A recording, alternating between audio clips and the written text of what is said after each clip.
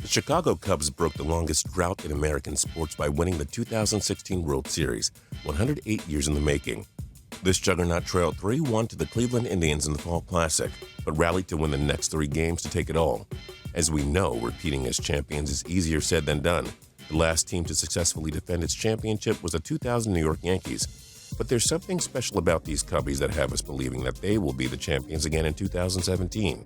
I'm Justin Fraction, and here are 8 reasons why the Cubs will repeat as World Series champions. Number 8, they love the pressure.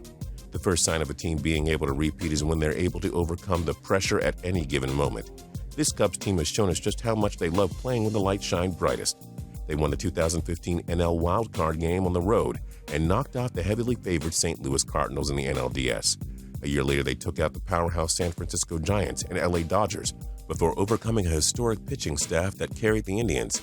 Now that we've seen how the Cubs can turn it on in crunch time, there's no reason to believe they won't do it again. Number 7, the young core.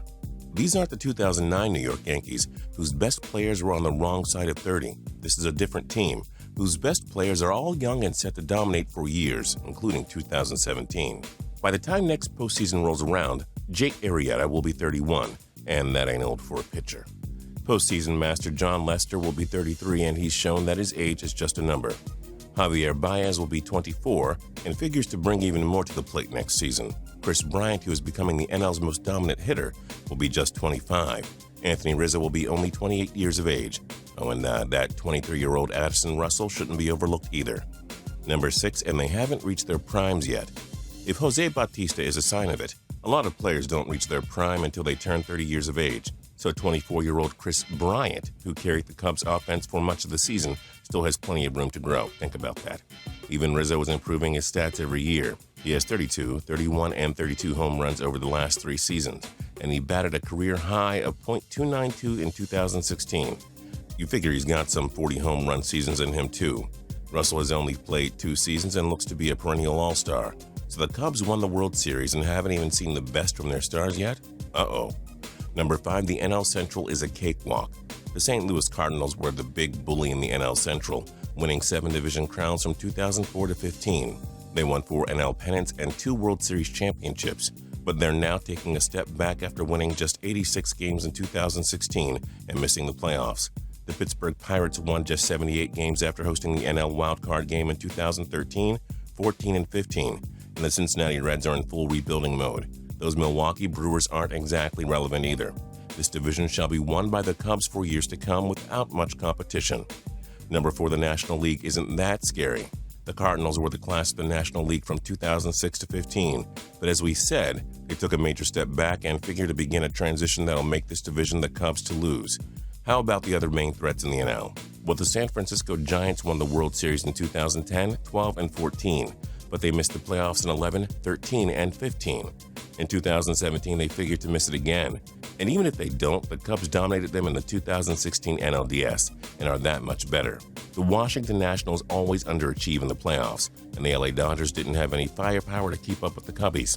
If Chicago was in the AL, home to Toronto Blue Jays, Boston Red Sox, Cleveland Indians, and Texas Rangers, it'd be a bit different, but the NL is looking pretty easy for them. Number 3, AL teams aren't on their level.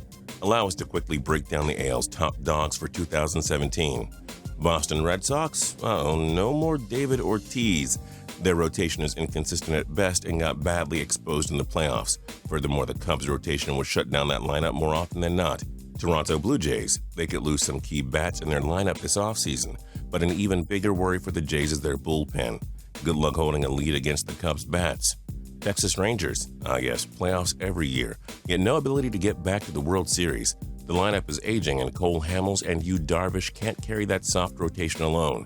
Cleveland Indians, their pitching will only get better with Carlos Carrasco and Danny Salazar healthy, but Cleveland's bats will be hard-pressed for a repeat performance of 2016. Number 2, meet the Masterminds. It's amazing what manager Joe Maddon can do. He turned the perennial loser Tampa Bay Rays into a juggernaut, leading them to a shocking AL pennant in 2008.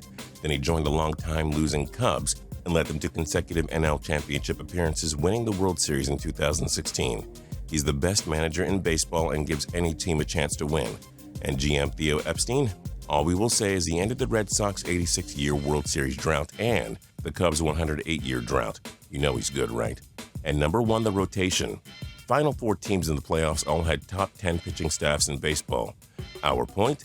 Pitching wins championships. You have a perennial Cy Young candidate in John Lester, who won 19 games in 2016 with a 2.44 ERA.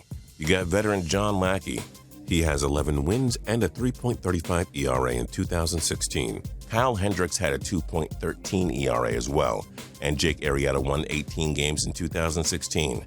Pitching wins championships, and the Cubs have it. That's all they need to go on a deep run. Throw in their lineup and leadership, and everything is there to go for a repeat. Who do you think wins the 2017 World Series? Join us in the comments below. If you like this video and learned a thing or two, clicking the like button helps us out a ton, and we appreciate it. If this is your first time coming around to Total Pro Sports, though, subscribing is a great idea because we put out videos like this every single day. But as always, thanks for watching, and we'll see you guys next time.